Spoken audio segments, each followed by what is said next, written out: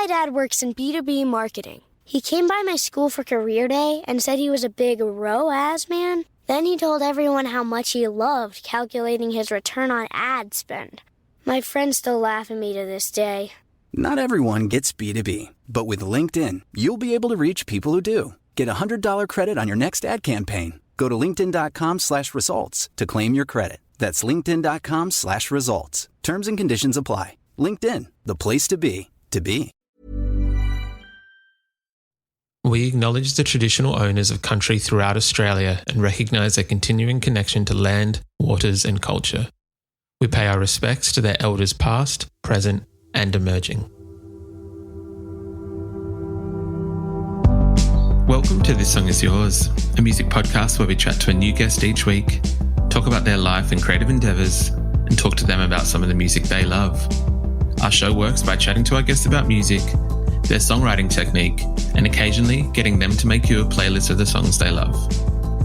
Welcome to episode 139. I'm your host, Simon Fink. Our guest today is Nayo. The New Zealand troubadour who blends folk, jazz and pop is releasing her new EP this week, entitled Garden of Eden. In today's episode, we're speaking with Nayo about what inspired her new EP, working with an all-female studio team, and what it's like playing guitar for Harry Styles. Here we go. Our guest today is a travelling singer-songwriter who has spent time in London, New Zealand and Los Angeles.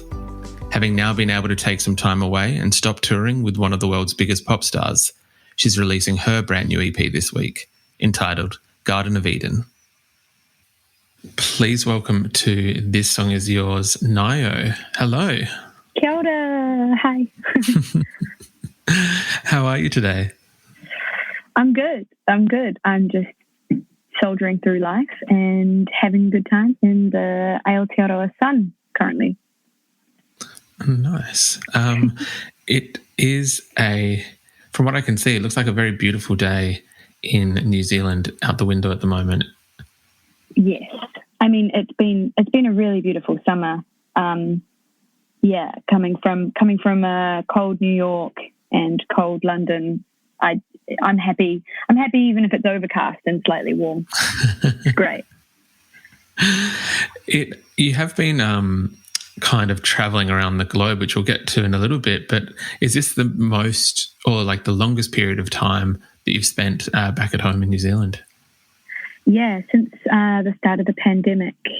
Yeah, for sure. I had the option to come home at the very beginning of the pandemic. I was stuck in Portugal and I just decided then that I'd be okay and that I wouldn't. And I never regret a decision made, but it would have been nice to be in a COVID-free country during the whole pandemic. And it's been kind of funny coming back here now because this is the first time that New Zealand's experiencing an outbreak of any kind. And so, kind of like was in the thick of it for a few years and then I've come back and now I'm in the thick of it again. But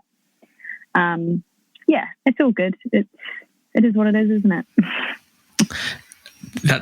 It is one of the things that we are as a society learning to kind of accept and then kind of try and move on with it or kind of have it just as part of life, I guess. Yeah, I think, and it's been a beautiful time.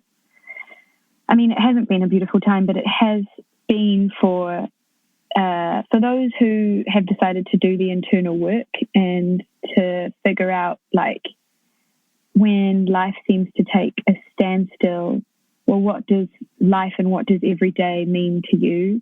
And how can you feel like you're living every day, even if there are restrictions externally on that?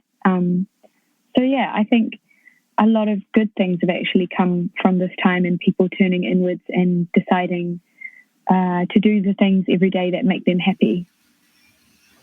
Yeah, 100%. I think that a lot of people previously, maybe before the pandemic, I think that it was just like a lot of outward kind of emotions or pushing of, I don't know what the proper term for it would be, but I agree with you. I think one of the silver linings of there has to be a silver lining in a global pandemic. And I think one of them is... There has to be. Yeah.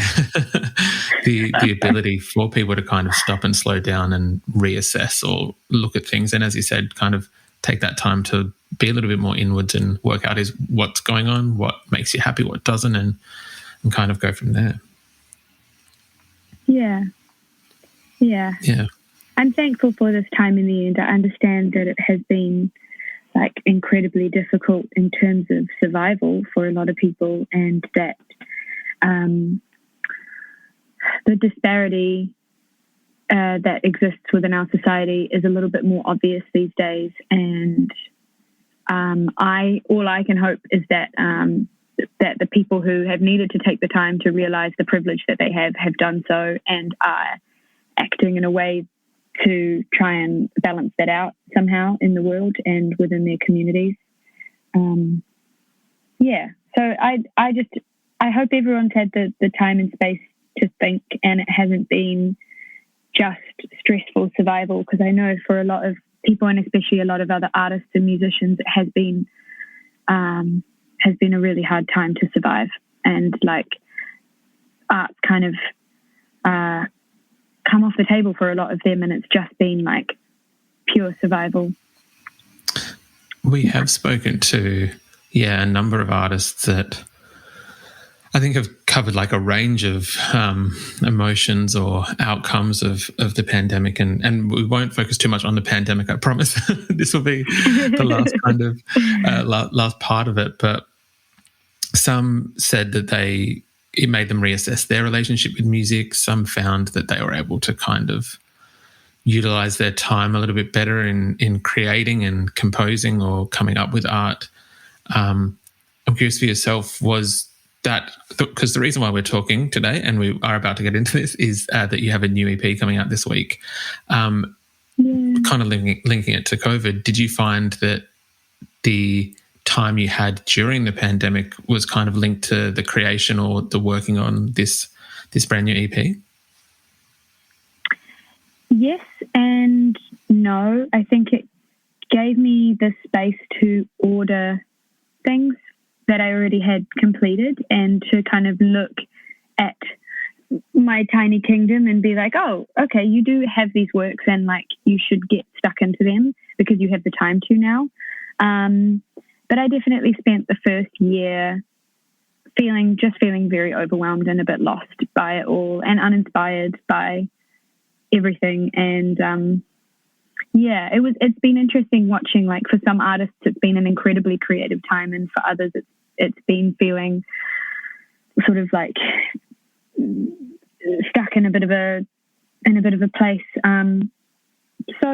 Making this record during that time was more of a chance for me to refine my process rather than focus on inspiration or creative input. Yeah. That's I can very much understand that, and kind of respect that. I think it's different for every single artist on what they've been able to, I think, realize and just kind of either reprioritize or understand about themselves in this time. As I mentioned, we are here to discuss that you've got a brand new EP. Garden of Eden is out this Friday, I believe. Congratulations. Thank you. No, of course. It is exciting. How long have some of these tracks and everything been in the works for? Well, the sort of main single, Garden of Eden, I think I wrote that in 2016. And so over the last 7 or so years since then, I have been re-recording. And for me, I always feel like sometimes I feel I write songs before I'm ready to sing them or I'm ready to produce them. And like, as a solo artist, my solo project is kind of about me having creative control and about me exploring the sounds that I want to make. And so not having too many people involved. It's just kind of been a process of recording and going, no, it still doesn't quite sound how I want it to sound. And I feel like these particular songs on this EP I've had to grow into. last year, having the time and space to think about going into a studio and what that environment, like how can I make that environment feel comfortable for me, and realizing that since, you know, in my whole musical career, I've always been the only woman in a studio session. And so I wanted to know what it felt like to be in a session and it be all women, engineers, all the instrumentalists, like everyone. So just sort of organising that and trying to find female engineers in London and female-run recording studios and masterers, and it was kind of a fun challenge to push myself to go and do this music and try again, because I think I'd reached a point with it where I was like, maybe I do need to get a producer, or, you know, maybe I'm not good at communicating what I want in my head out into the world. So to finally get them out and to work on them with people that I really admire and love, and just to experience the energy of women in that setting was what this sound and what this EP needed. So yeah, it was really cool. That is very cool. I'm curious whether, because I feel that especially in 2022, I think that the volume or the number of females or female identifying people in the industry the representation is a lot better. Definitely needs some more, but I'm curious, like, how, when you kind of set out to go, yeah, cool, let's find female producers, engineers, studio owners, whatever it may be, how difficult was that task compared to what you thought it might actually be like? It wasn't too hard. I think for me, the most important player was finding an engineer who wanted to work in the way that I wanted to work, which was like, maybe they co-produce some songs, but maybe they sit back on some others and just let me kind of go for it. And so I got put in touch with Strong Room Studios in London because they have a wonderful amount of female engineers, and I ended up reconnecting with a chick that I first lived with when I moved to London, who studied and become an engineer. And so we felt like we already had this old connection from 10 years prior, and working together was really beautiful. So it wasn't too hard, but I definitely had to seek them out. And every single woman that came into that session remarked on how different it felt and how this was the first all-female session they'd done too. So there are a lot of us out there, but we just, we don't find each other because there's just so many men doing it.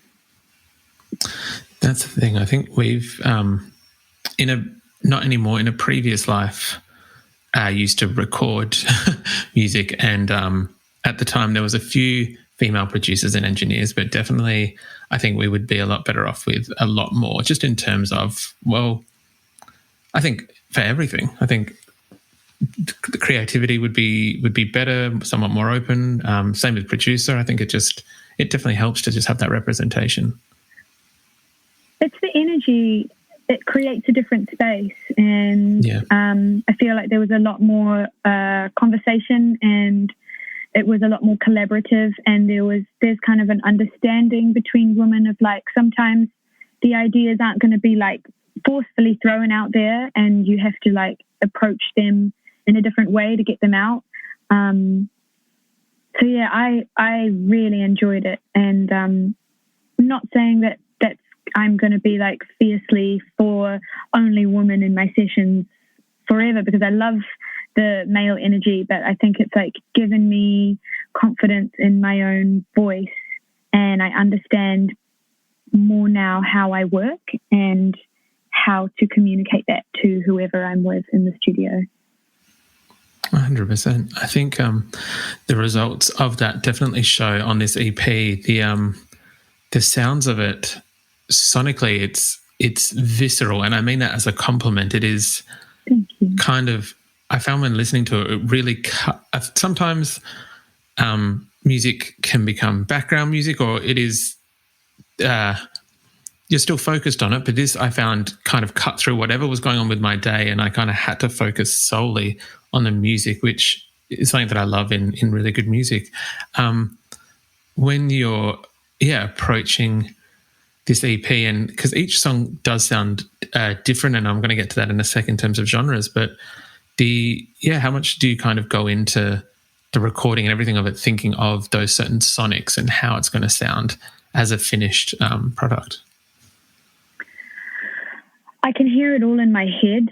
It's been a process of learning the jargon to communicate that with players and to get it from myself as well. And I think a lot of what I realized recording this was that I have been limited in the past by gear and by different studios. And that, so that was one major thing. And I think millions of people have lost weight with personalized plans from Noom. Like Evan, who can't stand salads and still lost 50 pounds. Salads generally for most people are the easy button, right? For me, that wasn't an option. I never really was a salad guy. That's just not who I am. But Noom worked for me. Get your personalized plan today at Noom.com. Real Noom user compensated to provide their story. In 4 weeks, the typical Noom user can expect to lose 1 to 2 pounds per week. Individual results may vary. My dad works in B2B marketing. He came by my school for career day and said he was a big ROAS man. Then he told everyone how much he loved calculating his return on ad spend. My friends still laugh at me to this day. Not everyone gets B2B, but with LinkedIn, you'll be able to reach people who do. Get a $100 credit on your next ad campaign. Go to linkedin.com/results to claim your credit. That's linkedin.com/results. Terms and conditions apply. LinkedIn, the place to be, to be. How I kind of like to work is like, I've got an idea of all these sounds. Like I know I definitely want strings. I know I definitely want keys. And then let's get a bunch of synths out and sort of put so much in that we kind of have to chip away at it. I really kind of enjoy that. And so it feels like you can carve something out sonically when it's all there. I just need to get it all there first. Yeah, 100%. The one thing I do enjoy about kind of any genre of music, any kind of music, I think things that stick out on whatever kind of body of work, EP, LP, singles, is when songs have really interesting titles. Because I think that if you've got the confidence to have a song that is a longer title or alludes to something more than just 2 words, in my mind, I think the artist is confident that that song definitely stands up with like a stronger foundation, if that makes sense. Totally. I feel you. I've never heard anyone put it that way, but I understand that, and I think you're completely right. The reason why I bring this up is because my favourite track on the EP was Only Lovers on the Late Night Tube. I loved that song. I loved your voice in that song. It is just a gorgeous track. Oh, thank you. That's okay. I'm kind of curious what the catalyst was for this song. That song's had a beautiful journey and kind of makes me want to cry even thinking about it. It's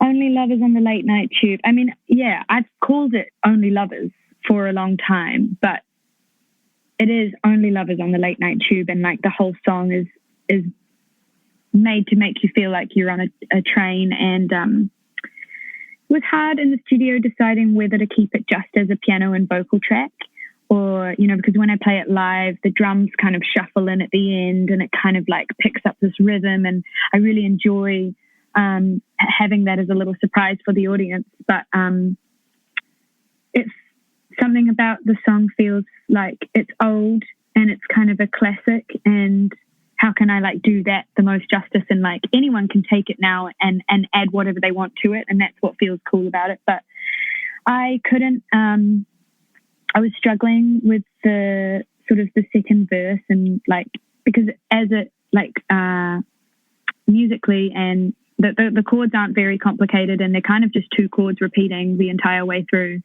And so I was struggling to write it, and then I met someone in London and we fell in love, and he was a musician, and so he ended up writing a second verse to it.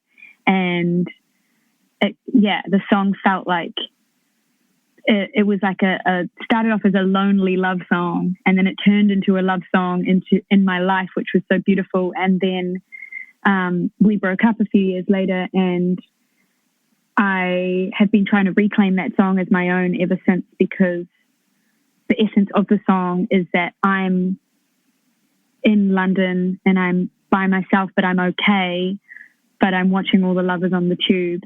And so, yeah, it's been interesting trying to reclaim that song, and sort of write new words to it, thinking about, like, it's developed and evolved over 5 or 6 years, that song. And so I'm really stoked with it. And then I was in London for a few months, and I was living with an incredible Estonian classical composer called Johanna Kivimägi. And I was just listening to her upstairs all day, and I just took the song up to her and was like, how would you turn this like boring 2-chord song into something exciting? And she loved it, and so we worked on it together. And then when we took it into the studio, it's a prepared piano piece, so she was putting like scrunched up paper in the piano, and fucking with some of the keys, and like, yeah, I just was like, let's do this justice, like you and the prepared piano and my voice. And it's not the best vocal take that I've ever done, and it was like 2:00 in the morning, and I was very tired, but it's perfect because I just finished writing the lyrics on the train on the way in, and yeah, I'm very stoked with it, and it's captured a moment. 100%, 1000% even. It I think that's what was kind of, I guess, what drew me in the most was the fact that I still think, I'm not going to disparage anything. It was still an incredible vocal take, so I don't think that I'm not going to say that it wasn't, but just hearing you say that, I guess it helped explain to me the performance in it, because it did give me almost like you could feel the emotion, you could feel the moment in that song, similar to, I don't know whether you were ever a big Damien Rice fan, huge. But when he's recording Cheers Darling in the bathroom, and he's like slightly drunk, and you can hear it in the recording, similar vibes to that. You can hear the emotion, you can feel the moment in that song. Yeah. And it was, I don't think, it's kind of a song that, like, maybe the lyrics are going to change again and again throughout my life. The important thing about that song is that I feel as connected as I can to what I'm saying during it. And there are only lovers on the late night tube, but where am I at this time when I'm on the train? And like, I'd worn a blue bracelet that was given to me by someone very special. And on the way into that session on the train, the bracelet broke and fell off after like 15 years. And so it just felt like this is the day I have to do it, and like not overthink it and not fuck with it. And that's what you get. That's what you get with it. And Johanna's arrangement of the piano is just magical. That kind of gave me a little bit of goosebumps when you just said that. That part of the story. No, I'm kind of wondering how you managed to fit these song recordings and the writing in. I know that you are very busy. There's obviously the Nio project itself. I know that there is Neon Grew, which is a band that you front as well. And then there is I love that we can call this a side job, a side gig almost, that you that you might have played with a certain Harold Styles across America last year. Harold Styles. Yeah.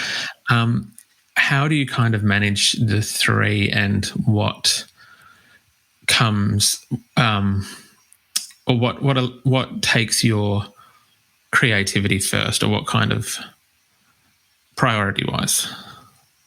Priority-wise, I mean, when I'm doing the Harry gig, I have to prioritize that because it's a different side of music, and it's challenging for me because I've always been like a songwriter, traveler, hitchhiker, happy-go-lucky kind of, whatever gigs I can pick up wherever I am. So that requires a lot of my attention and a lot of focus, but I feel so lucky, especially to have got the job just before this pandemic and have the support of someone who, is very successful in the music world. And it gave me a lot of time over COVID to not have to worry and to be able to write. And I can't, seeing Harry again after that time was pretty emotional for me because I tried to communicate to him what that meant as an artist who's always been struggling and has been squatting in London for years to all of a sudden have a little bit of money and not have to work every day and to just allow my songwriting to flourish. And so yeah, I'm really truly so grateful to him, and to get to bring his songs to life is really interesting. It's not something that I thought I would end up doing, but I really enjoy it, and I really love the band that we have formed all together. And my first time playing with musicians who I didn't know, I'm not like a session guy. I've always played with my mates. So yeah, really interesting challenge. And when I'm on the road, it's cool. It's inspiring to be in different places every day and to be fulfilled in terms of playing these big, huge gigs. It takes a lot of the pressure actually off the need for Nio or the need for Neon Grew to be commercially successful or make money. It just means that I have the fun tokens to put into that and to let that go wherever it wants to go. So I really enjoy the juggle of it. It's definitely tiring at times, but it's so worth it. It's so worth it. And yeah, I feel very privileged. Have you found a cross-section of fans kind of coming across and discovering your music now, discovering Nio and discovering Neon Grew? Yeah, definitely. I mean, it's very different, pop music and folk music and folky soul, whatever Neon Grew is. So, there is a crossover. It's not a huge crossover, but it's really nice to, I think especially for the Nio stuff, a lot of my songs are super connected to my emotional state and me trying to figure out or navigate being a 20-something girl. And so, yeah, I've connected with some beautiful fans, especially in America, because we've just done that leg of the tour, and that feels really special, and they're lovely. That's very, very cool. I do have one very quick last question about that tour, and then we are going to move on. Mainly, is Jenny Lewis as cool as we think? Oh my gosh. Is she as cool as you think she is? She's cooler. She's cooler than you think she is. She brought her dog, Bobby Rhubarb, on tour, and he's amazing. And her band are just incredibly shit-hot players. And yeah, she's just, I mean, look at her. She's just so cool. And anytime that I could sort of sneak around and say hi and hang with her, I was absolutely. She's very easygoing and just writes such good music. So, yeah, stoked. I think, yes, agreed. Love Jenny Lewis. Now, usually we would ask our guests, what they're currently listening to, if there's any kind of record or single, EP, whatever it may be that's taken their fancy. Is there anything at the moment that's, Okay, I'm going to open my Spotify because it's always that question when someone asks you, your head just goes and you can't remember a single thing. But I have been, I can tell you. Let me get the title of it right, though, because it's a very funny, long one. It is, I can't stop listening to it every day. Dragon, New Warm Mountain, I Believe in You by Big Thief. Yes. I'm not sure if you can see it. I know before we started recording that we discussed Julia Jacqueline and Phoebe, but that's the Big Thief one is the third one up there. Oh, shit. That was, I'm obsessed with it, and I think it's just incredible to see a band who want to fuck with the creative process. You know, like they recorded a few songs here and a few songs there, and my favorite tracks on the album are the ones that they recorded at Jonathan Wilson's studio in Topanga. I can hear it because I know sonically what's going on in his studio, but yeah, I think it's so beautiful and it's really well written and it's explorative in a way that a lot of albums just aren't these days. And the mistakes on it. I love the sort of messed up guitar solos, and yeah, I think I honestly, I'm just going to rave about that album now for the rest of the interview. It's so good. You would not get any complaints from me if you wanted to continue to rave about it. I think one of the best of the year so far. Yeah, for sure.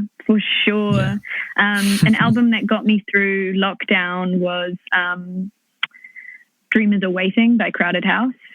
Sort of their first new release in a long time, and the first time for Neil Finn having his sons on the album, which was so cool for them to bring like new songwriting styles and new production techniques to a very like old and very well established Crowded House sound.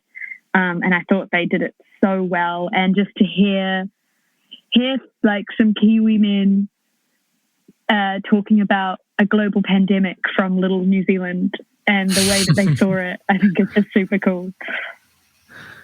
That album as well, I agree with. I guess I didn't kind of frame it like that previously, but it is like you've got Liam, who's a songwriter in his own regard, and just bringing new elements or new kind of ways to not replace the previous Crowded House template, because there was nothing wrong with that, but more so just add to it. Yeah, and like bring it. I don't want to say bring it into the year 2020, whenever it was released, but I just think they navigated that change of band really, really well, and there aren't many old bands that do that. They kind of just stick to the same old formula, and I really admire every sort of musical thing that Neil Finn does for that, because he's about creativity. He's not about sticking to whatever's making money or whatever's doing well. Yeah, 100%. I think, yes, two very, very solid choices. Thank you. No, thank you very much for being on the podcast today. I do appreciate it. Thank you. I've really enjoyed chatting with you. It's been lovely. Thank you so much. It has been a lovely conversation, and congrats again on the EP, which is out this Friday. Thank you.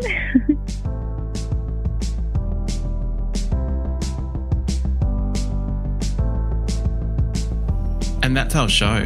A massive thank you to Nayo for her time. Garden of Eden is out this Friday, and we've left links in the show notes if you'd like to stream Nayo's music. We also want to give a huge shout out to Jake at Here for Good Agency for helping out with today's interview. If you like this show, please subscribe wherever you get your pods and stay up to date when new episodes are released. We release new shows each Wednesday and Friday morning, and we now have a Patreon, which you can find within the show notes of this episode. You can follow the playlist profile on Spotify, and you can follow us on Instagram, Facebook, and TikTok. Until next week, cheers.